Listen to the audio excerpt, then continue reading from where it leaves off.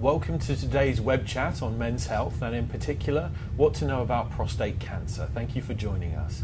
My name is Ed Bottomley with the Michigan Medicine Department of Communication. Now, other than skin cancer, prostate cancer is the most common cancer in American men. The American Cancer Society estimates for prostate cancer in the United States for 2018 are about 164,000 new cases of prostate cancer and about 29,000 deaths from prostate cancer. About 1 in 7 men will be diagnosed with prostate cancer during his lifetime. Our goal today is to give you some helpful information about prostate cancer and also to do some myth busting along the way to help you sort out those myths from the truth. So I'm going to introduce my panelists in a moment, but first just a few housekeeping items. You can submit questions at any time, even now, for our panelists to answer during the Q&A portion of today's chat. Questions can be submitted by commenting on this video as you see it here, but please note that your name or profile name will be visible to others participating. Now, if you prefer a more anonymous option, you can send a private message to us via Facebook. If you can't stay for the whole chat, or if you want to share this chat with a friend, a video of the chat in its entirety will be available on our Facebook page later today and posted to the Michigan Medicine YouTube channel soon after that as well. Now, I'd like to introduce our panelists. We're lucky to have an expert multidisciplinary team here from the University of Michigan Rogel Cancer Center. First up, on my left, Dr. Ganesh Palapattu, Professor of Urology and Chief of Urologic Oncology. Next to him, we have Dr. Daniel Spratt, Assistant Professor of Radiation Oncology. And over on the end there, Dr. Megan Karem, Clinical Lecturer, Medical Oncologist with the Urology Oncology Clinic. Now, let's open up the floor to questions. One more time, I'd like to remind our audience that you can submit these questions by commenting on this video directly or direct messaging us on Facebook. We're not going to use your name when we read off your question, but do know that if you comment directly on this video, your name or profile name will be visible to other participants. So let's kick this off with our first question. Let's go down the line here. How much experience do you have treating prostate cancer? Sure, that's a great question to start off with. As a urologic oncologist, I deal largely with both the evaluation and the early management of men with prostate cancer. I specialize in the treatment of prostate cancer with robotic-assisted laparoscopic prostatectomy, essentially the surgical option for patients with clinically localized disease. That is to say, disease that we think is confined to the prostate. I work hand in glove with my colleagues here who will tell you a little bit more about what they do. So I'm a radiation oncologist, and so I specialize in the treatment of prostate cancer with radiotherapy. This is split between treating patients with localized prostate cancer, similar to what Dr. Palapattu just discussed, as well as palliatively for patients that have developed metastatic prostate cancer. And I work closely with Dr. Megan Karem regarding these patients. So in the medical oncology space, I treat primarily prostate cancer that's more advanced in the metastatic setting. Some people call it stage 4. So that's the majority of my patients. And did you ask how long we've been treating? Or? Oh, no, but please answer that too. Oh. I thought that was. So, been seeing patients with prostate cancer for about 8 years, but primarily prostate cancer for about 5 years. Excellent. That's a good kickoff question. We have quite a general question coming in. How is prostate cancer diagnosed? Sure, as the one in the group here that's usually involved with diagnosing prostate cancer, I think I can speak somewhat intelligently about it. Usually patients are referred to our clinic because of an elevation in their PSA, which is a blood test that they've gotten from their primary care provider and it's found to be elevated. Or more uncommonly, what can happen is there's an abnormality felt on digital rectal exam, meaning that there's some lumpy bumpiness to the prostate that's felt to be concerning, and hence a referral is made to a urologist or someone like myself. Typically what then happens is a biopsy is performed. These days, biopsies can be performed any number of ways.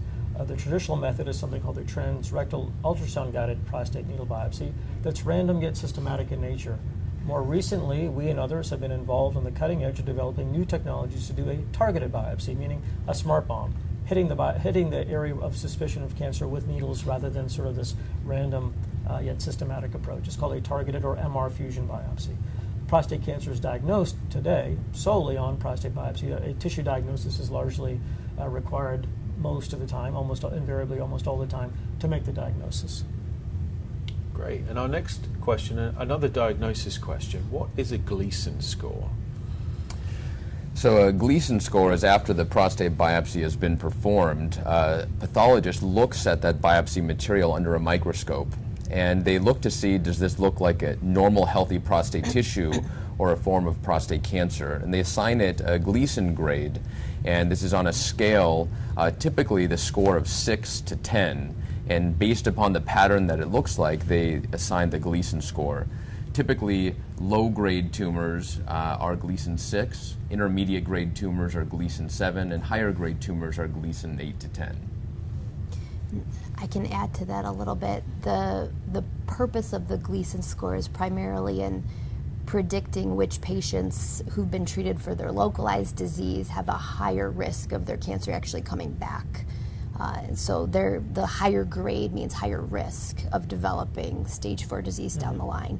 Not a certainty by any means, but just those patients are at a little higher risk. Whereas those who are Gleason 6 have a very, very low risk of their cancer actually ever causing them a problem.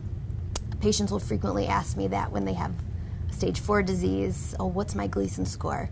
By the time you have stage 4 disease, it's a less relevant thing. It's mostly relevant when you have earlier stage. On that regard, Dr. Spratt and Dr. Karam, patients are often confused between stage and grade, just sort of big picture.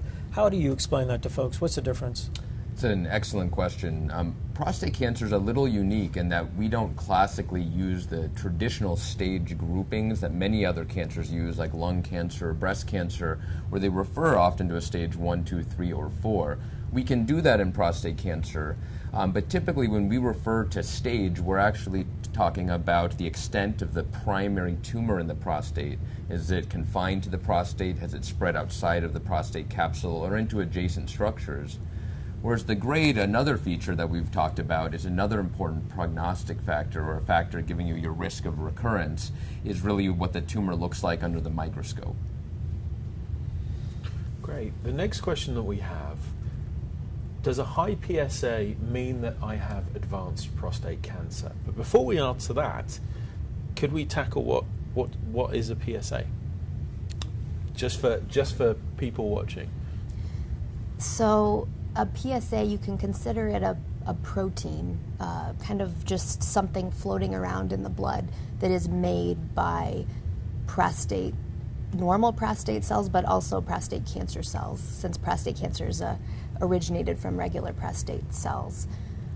So in general, the higher the PSA, the more cells you have, the more pieces of prostate or prostate cancer making it correlates or goes along with how high the PSA is in burden of disease.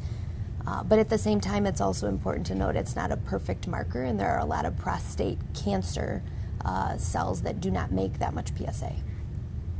It's a confusing issue for both primary care providers and urologists and specialists who deal with this.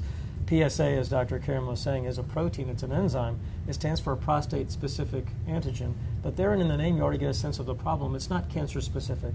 So normal cells, as Dr. Karam said, make PSA, as do cancer cells. So that's one problem. Another major problem, it's not a dichotomous. It's not a binary or black and white test, not a pregnancy test. You don't get a positive PSA, therefore you have a cancer. It's a number. And hence it's a number. It's hard to say, does an elevation mean a disease state or not? Thirdly, I guess there have been a large number of studies done that show that if you use PSA to diagnose men with prostate cancer, you certainly find men with prostate cancer, but you find a lot of men who don't need to be treated.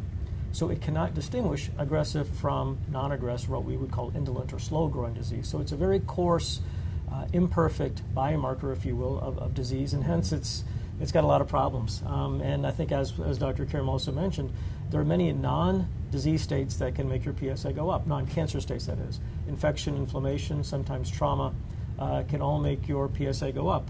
And what does up mean? What is high? Again, that's sort of a moving target depending on who you ask and at what level of threshold you feel comfortable about performing a biopsy. So again, it has a lot of confounders, if you will. I mean, Dr. Spratt, what do you think? I agree completely. I think PSA in general, once you've been diagnosed with prostate cancer, we tend to simplify it in that patients we consider having a lower PSA if it's less than 10, an intermediate PSA if it's 10 to 20, and a high PSA if it's over 20. However, as Dr. Karam said, there are patients with a PSA less than 10 that have other features, such as a high tumor stage or a high Gleason score that makes it so their cancer is more aggressive. But I think it's important to note that especially when patients are metastatic, to keep things in context, because some patients, when they have widely metastatic disease, it can be in the hundreds or thousands. And so it's an imperfect test, but it's helpful when putting in the context of all the other factors that the physician should discuss with you. So we have a question that's come in related to aggressive cancer. One of our questions, how quickly does aggressive cancer spread? Well, Dr. Karam, you want to take the first shot at this? Yeah, that's a great question. It's a question I think we're still trying to figure out the answer to. We don't really know. And it's a very common question that patients will come to clinic and ask, especially those men who've been diagnosed with stage 4 disease up front, those men who have never had their prostate biopsied or removed or treated, will say, well, how long have I had this cancer? Like, should I have caught it earlier? And the reality is we honestly don't know. We do, in general, you can think of the lower grade cancers, those Gleason 7 type cancers, as taking a much longer time to spread. But the more aggressive cancers, the 8, 9, 10, do they take months to spread? Do they take years? That I don't think we know the answer to. Probably it's longer than months. Most likely in most patients it's going to be a few years, but we honestly don't know. I don't know if you guys have any other thoughts.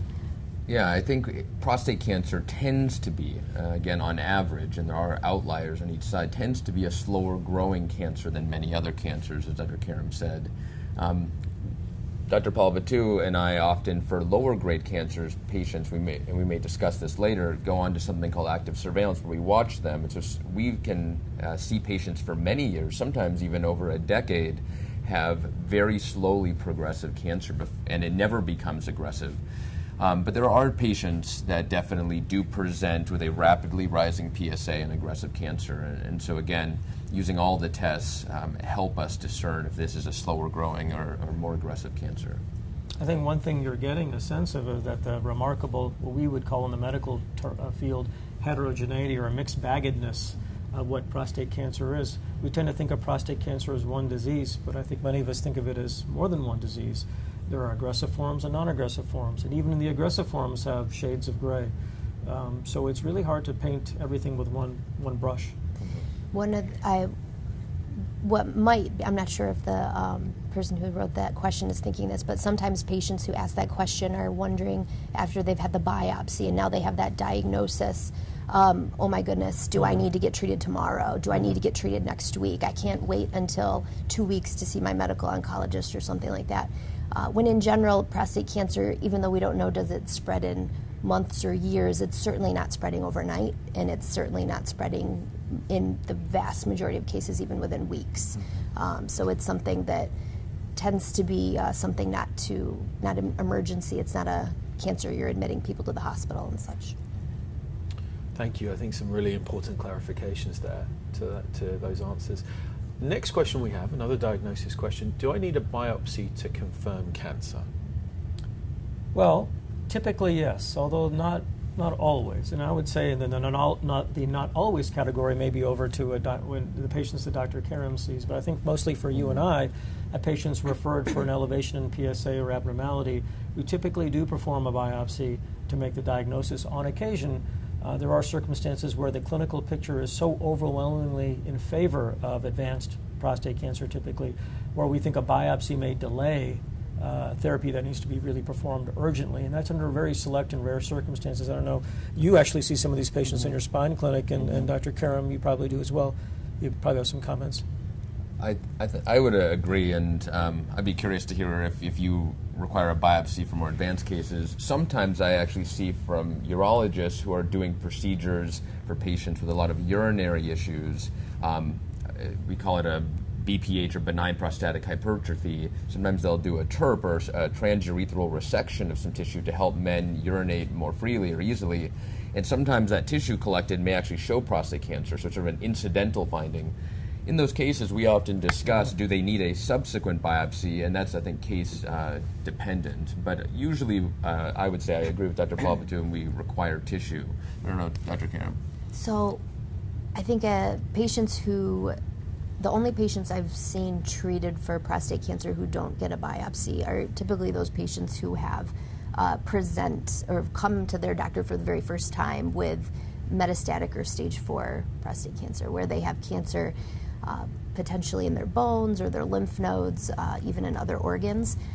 And in patients, sometimes they will come in and we'll check a PSA, and their PSA will be 500, or their PSA will be in the 1,000 range.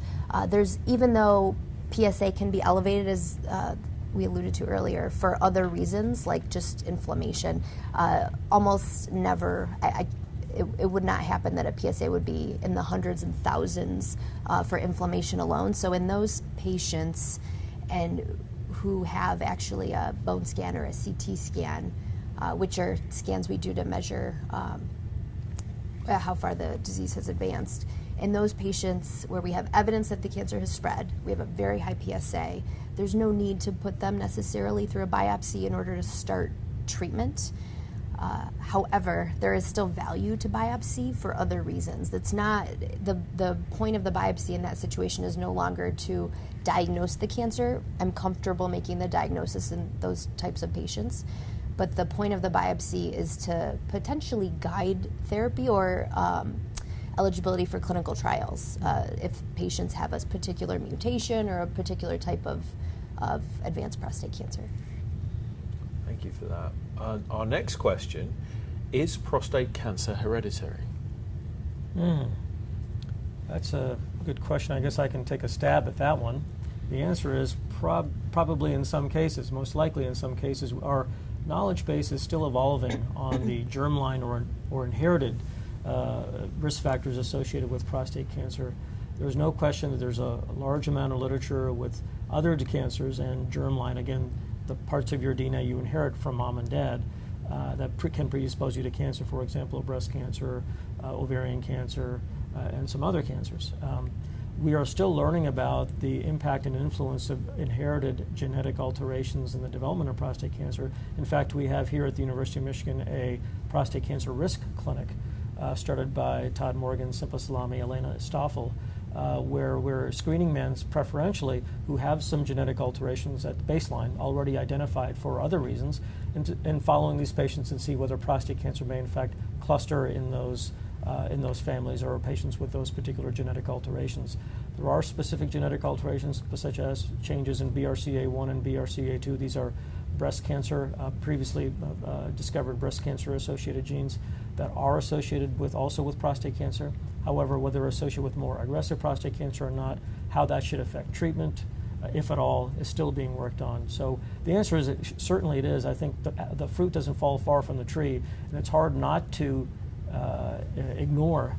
It's hard to ignore, rather, patients who come in and tell you, my father has prostate cancer, I've got an older brother who has prostate cancer, and yet while the genetic basis may not be completely understood, it's really hard to understand. You're sort of compelled by that information. I mean, what do you think?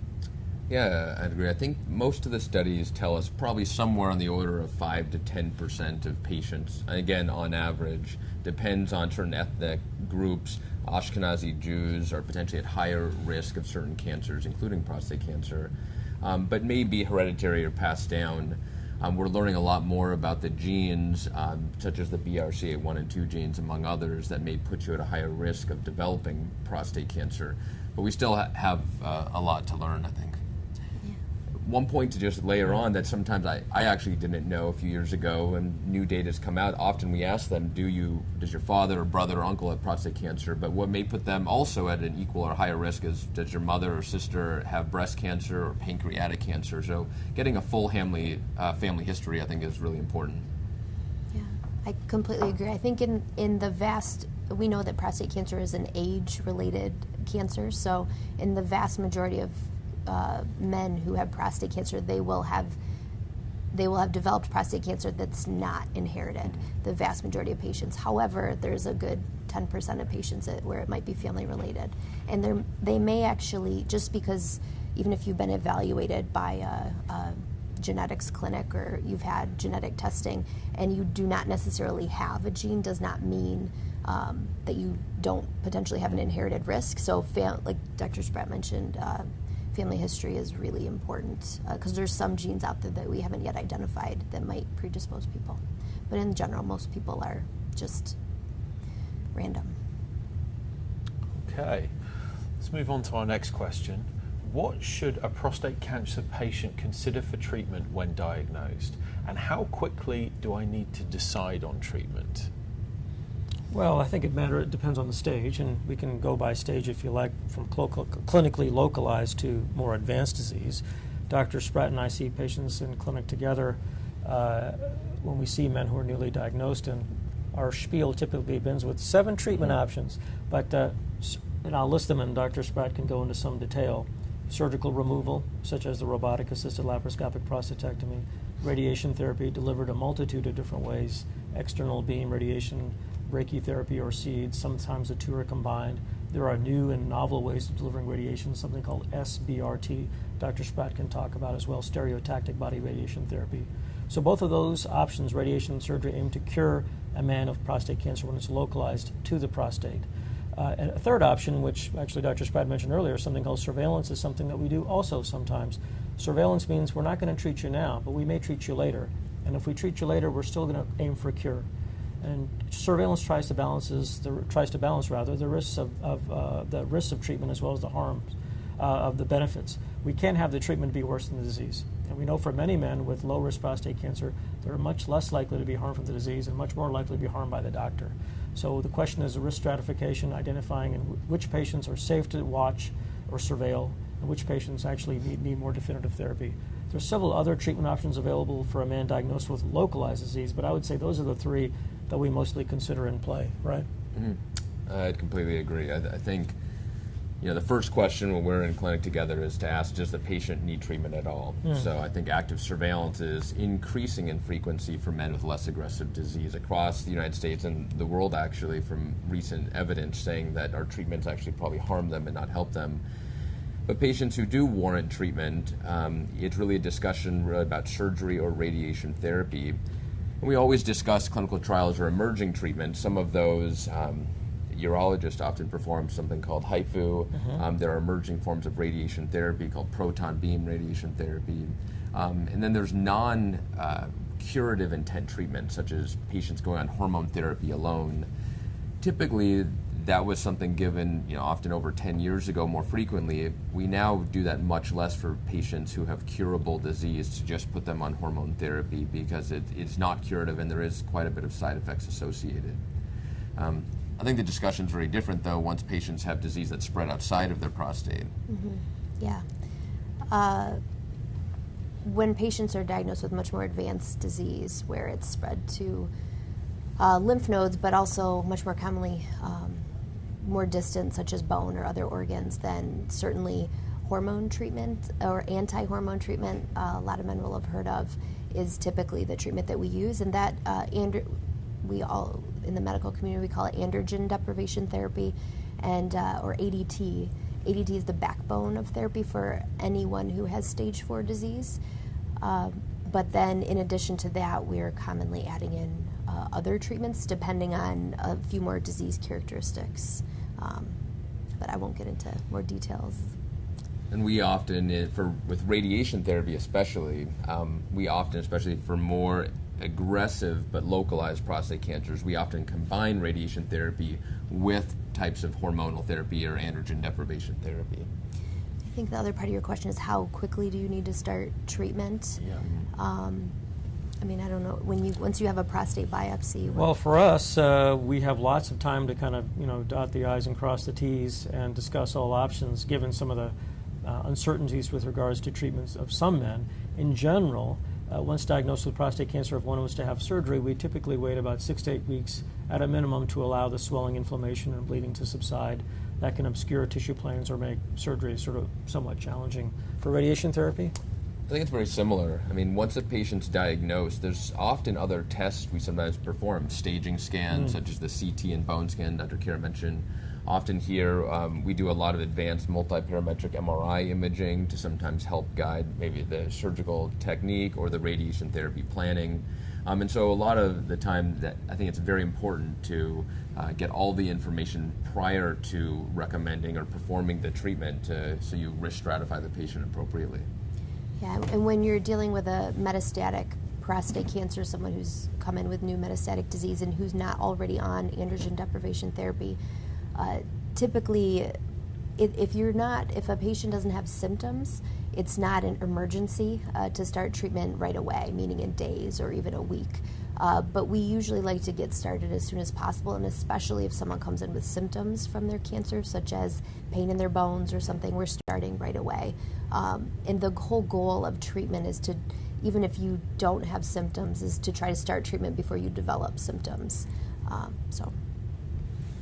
Okay, well, the next question, hormonal therapy was mentioned.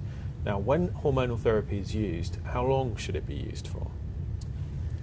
So for patients with, I would say, curable prostate cancer, when it's confined to the prostate, or potentially even had spread just within the pelvis to lymph nodes, radiation therapy we give for different durations. And so typically, prostate cancer is divided into a low-risk group. It's a low-grade, lower PSA, an intermediate risk group, often Gleason scores of 7, intermediate PSAs, or a higher risk group where it's the Gleason 8 to 10s or higher PSAs. For low-risk prostate cancer, if you're going to treat it, which often we do active surveillance, we typically do not add hormone therapy. For intermediate risk patients, it's typically, if you're going to receive hormone therapy with radiation, it's usually 4 to 6 months. And for patients with higher risk disease, it's on the order of 18 months to 36 months. So again, for when you're stage 4 disease or metastatic disease, it's a much different ballgame. So when patients come in and I'll back up a second, there's actually 2 different forms of disease that I tend to see most. One is in patients who've already had treatment such as prostatectomy or had radiation to their prostate, and their physician's been checking their PSA and to see if the cancer's come back, and lo and behold, the PSA is elevated. When you have your prostate removed, your PSA should be 0. And when you've had radiation, your PSA should be very low, usually under 2. So when the PSA has come back after you've had definitive treatment, we call that a biochemical recurrence or a PSA recurrence. In that situation, it's a little more gray. Some physicians will recommend starting hormone treatment or androgen deprivation therapy. It depends on how fast your PSA is rising. It also depends on the patient's risk of disease and how long it's been since their definitive treatment. But even so, when you say how long do you have to be on hormone treatment, that depends. Sometimes you can do what we call intermittent hormone treatment, where you can be on it for a few months and then you're off for a few months and then you're on it for a few months and then you're off. And that's a discussion that needs to happen between the patient and their physician, and the side effects that they're having, and kind of their values and goals of care. Now, when it comes to patients who have visibly metastatic disease, we're talking more than a PSA recurrence, where we can actually see their cancer on their bone scan or their CAT scan. In those patients, usually most physicians will recommend that they be on androgen deprivation indefinitely, and that's because this is unfortunately, in this day and age, typically a non-curable disease when it's metastatic. And we know that depriving the cancer of testosterone using this androgen deprivation therapy is critical to controlling it. So hormone treatment is usually indefinite in most patients. But again, it is a discussion between the patient and their physician, and I have certainly had some patients who we've done intermittent approach even in the metastatic setting, depending on their understanding of the goals of treatment. Can I ask you a question, Dr. Karam? Patients often ask me, that we see in combination with you, you just mentioned metastatic disease is often thought to be as not curable, but there are patients who have a fairly long response. Can you expound a little bit on that? There may be some people listening and or watching and wondering, like, what? So expand a little bit on that. So, and to use a big word that you used earlier, the heterogeneity of prostate cancer is no more true. I mean, it's so true even in the metastatic setting that patients will, in the metastatic setting, we'll have patients who we start on androgen deprivation therapy who will have control of their disease response, and I call it hibernation. They've kind of had their disease go into a remission, so to speak, for years. And it might be 5 years, it might be 10 years. In some patients, even with metastatic disease, the average amount of time, understanding that there are patients who will be in the 10-year spectrum and then patients that will only respond for a few months, the average is usually 18 to 24 months. However, this is statistics from a few years ago, and things have dramatically changed in stage 4 disease in the past couple of years. I would say in general, we're talking about years. For the vast majority of patients, we're talking about control of treatment for control of their disease for years. The next question we have coming in, should you follow a certain diet after prostate cancer? Can I take vitamins or supplements during my treatment for prostate cancer? So this is a question about nutrition that we get a lot. I'm sure you guys get this as well. I would say there's, in terms of scientific evidence as to a specific diet that's been shown to be beneficial and rigorously been shown to be beneficial for patients with really any cancer, forget about prostate cancer, I'd say it's been sort of plus minus in terms of specific dietary recommendations. What I tell patients is you got to do the simple things, which are avoid red meats when you can, try to get your ideal body weight to your ideal body weight, exercise, don't smoke, don't drink and drive, wear a seatbelt, wear a helmet, don't text and drive, all the simple things. And that there are really no magic bullets here in terms of specific dietary recommendations. There's no question being on a healthy diet improves health in general. And for most of the men that I see, not different than Dr. Karam, and I think very similar for Dr. Spratt, the number one killer of all men with prostate cancer in the United States is heart disease, right? Because most men with prostate cancer have a non-aggressive form in general. Every year in the United States, about 20,000 men die of the disease, but still, the lion's share of men with prostate cancer will die with it, not from it. So hence, if heart disease is the number one killer, I think it only makes sense to have a heart-healthy diet and observe heart-healthy behaviors, in my opinion. What do you think? I'd agree. I think it's a challenging discussion sometimes with patients because they're searching for that magic bullet. Yep. And I think there have been studies done where patients try to avoid things like hormone therapy or radiation or surgery or chemotherapy for a variety of cancers and try dietary or alternative approaches. And typically it's been shown that those result in an increased risk of dying of their cancer.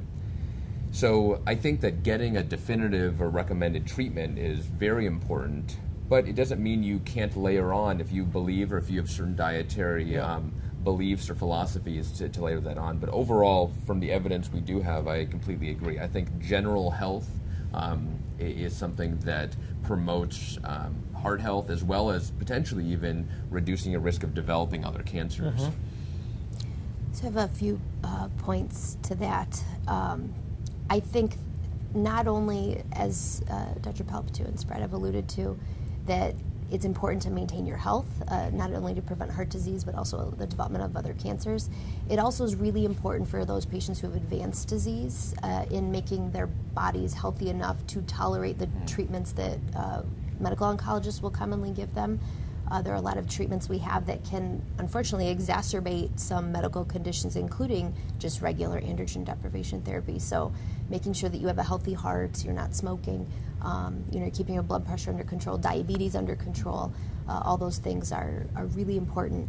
We also have some evidence that exercise is really, really good for, it's a little sketchy, but preventing cancer recurrence even. So I tell my patients cancer hates exercise frequently, so the more exercise you can get, the better. I think it's just as important, if not more important than diet. And then also to the alternative and complementary therapy vitamins, I think a multivitamin is great. Also calcium and vitamin D, I'll commonly advise patients to take on androgen deprivation. But when it comes to mega doses of vitamins, those vitamins you're getting in the health food store that might say 2,000% of something, I usually actually advise patients against those. And also, if you are going to be taking something very alternative. I would make sure you're discussing that with your physician. There's some interactions. Just because something's a vitamin or an herb doesn't mean that it's safe, and there's frequent interactions with some of the treatments that we will give that have proven effectiveness. So. There are 2 points to that. One is with radiation therapy, typically we try to avoid actually patients taking any vitamins or antioxidants. Just the way radiation works in theory is it sort of oxidizes the cancer's DNA. It's how it kills the cancer. And so we really recommend patients avoiding especially the mega doses. And I couldn't agree more. There's been really nice studies in localized prostate cancer about exercise. It really does reduce side effect burden, especially those going on even short-term hormone therapy. Okay, the next question that we have, what about genomic medicine and research in prostate cancer risk and evaluation? Well, Dan, you want to take that? Sure. I think sometimes that term is thrown around loosely because, as Dr. Paul Badu talked about earlier, there's sort of the genetics of you as a person, and the genetics of the cancer. Both of those are important and being studied quite a bit and here at University of Michigan. Often, this may be relating to the cancer's genetics, and so there's a lot of tests that can be ordered to gain insight into how aggressive the cancer is. And so whether the patient's just had a biopsy or a prostatectomy, that tissue can be analyzed. And there's a variety of commercial tests that can be done in order to determine, well, it looks, let's say, like an intermediate risk tumor, but is it really intermediate risk? And again, to keep the theme of heterogeneity, we know when you order these tests, some tumors will look intermediate genetically, some may be low and some may be high. And so there's a lot of emerging evidence in the past 5 years about the benefit these may provide in additional prognostication, but there's still a lot to be done as to do all patients really need these tests to be ordered. How do you think it helps? Do you order these tests ever, or do you think it helps? Yeah, so I think what Dr. Spratt is referring to some of the commercial tests one can obtain on either biopsy specimens or on the surgical specimen, the radical prostatectomy specimen, that tries to understand the cellular machinery that's in the cancer cells that's driving these cancers. And there's some good evidence that these tests, all of them, if used in the right spot, in other words, at the right state of disease, can be predictive of how the patient will do after surgery, for example, or after radiation therapy. Truthfully, I personally, we don't order it very often. We find that some of the typical clinical variables can be helpful, and often they're important enough in terms of figuring out whether a patient will recur or not, whether the disease will come back. But still, there are times where there's a gray area, where a patient has some clinical characteristics that look aggressive, others that are not, and some of these genomic tests can be helpful. And so we do order them. And so our group and others have been on the forefront of studying the value of these genetic tests. And I would think in many ways, just like in breast cancer and other cancers where they're become commonplace, their role in prostate cancer is still evolving. And we're talking here largely in the localized sense. But in the metastatic space, Dr. Karam, what role, if any, do they have? So I wouldn't have said this a couple of years ago, but recently a lot of our patients who have metastatic disease we're now doing additional biopsies of their metastatic sites for sequencing to look for potential genetic alterations that may open the door for an additional therapy that we don't already have available for prostate cancer. So there are several treatments available for advanced metastatic disease, but there are a few treatments that are not necessarily FDA approved to treat advanced prostate cancer, but we may have for other diseases such as ovarian cancer, lung cancer, where if a patient's cancer happens to have that type of genetic alteration, we would potentially offer that treatment because there'd be we have some evidence that there's potential benefit. Now, it's not so simple in obtaining those treatments necessarily, but we've done it before where we've tried to talk to insurance companies and get coverage. But I do think it has a role, and actually in the majority of patients now who are metastatic, we're biopsying a metastatic site at some point if it's safe, and if we think the patient could actually tolerate one of those potential alternative treatments. Okay, so we're rolling towards the end of our time here. Let's try and fit in just a few more questions. What risks or side effects should I expect from my treatment options? Well, from the surgical option, the radical prostatectomy done either largely these days through the robotic approach or, again, laparoscopic, or certainly could be done open also. There's two main domains of side effects. One impacts urinary function and the other is sexual function. With radical prostatectomy, typically urinary leakage is predominant. Urinary leakage can last from weeks to months. In rarer circumstances, it can last longer. Typically, urinary function tends to recover with time and pelvic floor muscle training exercises, which is sort of physical therapy for the pelvic floor muscles. If, however, the urinary function doesn't recover to a point that's suitable for the patient approximately 9 months to a year afterwards, there are things we can do, but there are surgical procedures. Similarly, erectile function is also unfortunately affected by the operation. Depending on the patient's preoperative erectile function, the stage and grade of their disease, their body shape, their other comorbid, or we say the other medical conditions they may have, and what type of surgical procedure they had performed, your erectile function can recover, often quite well, sometimes less so. And if it's less than desired, there are, of course, things we can do that's both pharmacologically oriented, in other words, pills, or other ways of sort of managing that. But basically, urinary problems and erectile problems are the predominant side effects seen after surgery for radiation.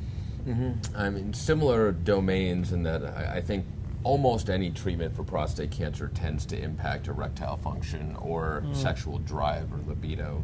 Radiation's no different. Radiation can affect erectile function, and that largely, again, depends on your pre-treatment erectile function. None of our treatments can make it better.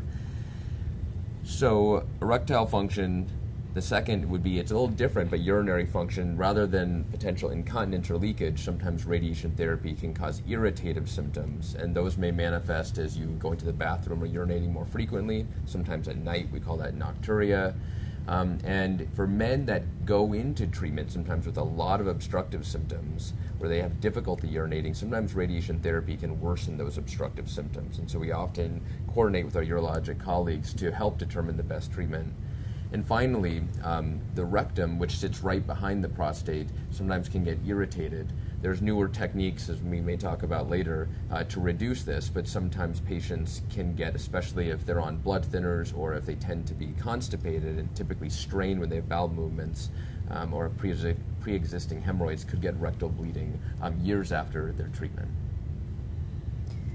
So when you asked that question, my eyes widened because I don't think I'll have time to talk about the possible side effects, just because there's so many different treatments that we use for advanced disease. So starting from hormone treatment all the way to chemotherapy in some patients, and different kinds of chemotherapy, different kinds of targeted therapies. So it's a discussion with the physician, your medical oncologist. It would take a long time to go through all the different side effects. But I think it's important to stay, just as you had already asked before, to stay in shape, and keep your other medical problems under control, so that you are, when it comes time to discuss which treatment is going to align best with your preferences and circumstances and your medical issues, that you're in the best shape possible, so that your doctor is not limited in what they can offer you.